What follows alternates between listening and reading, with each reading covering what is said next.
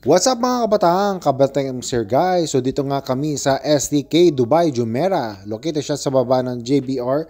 Celebrating ng birthday ni Dave. Nag-avail nga kami ng 3-course meal with drinks sa halagang 425 dirhams lang. Syempre discounted na yun dahil sa entertainer. Grabe nga dito, ang daming starter, may salad, may tortilla, burger slider, salmon. May kumakanta, sumasayaw pa habang kumakain ka. Mapapakindat na nga lang si Kabatang Ems dito. Tamang inom lang talaga at kain. So pati nga si Ken dito, mapapakindat, grabe at mapapatulala. Ayan yung mga sliders, tsaka burgers, tsaka kung ano pa. Ayan nga si Ken. Tamang tulala lang. So yan nga po, meron din kaming mga sides ng menu. Grabe, may iba't ibang variety. May mac and cheese, sweet potato fries, sitaw, tapos may main menu, beef fillet, salmon, strip loin, sea bream. Nagpaluto nga ako ng strip loin, syempre yung medium rare tayo sa strip loin. Grabe, ang sarap. Dami ding sarap din yung sea bream nila. Papakanta nga din ako dito.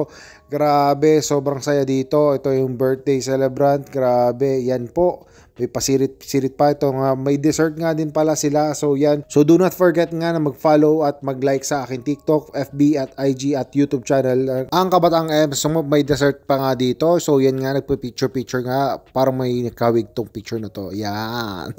So ito nga. Location at saka menu nila. So pwede nyo i-pause ang video na to para makapanood kayo at mag-check kayo. So let's go!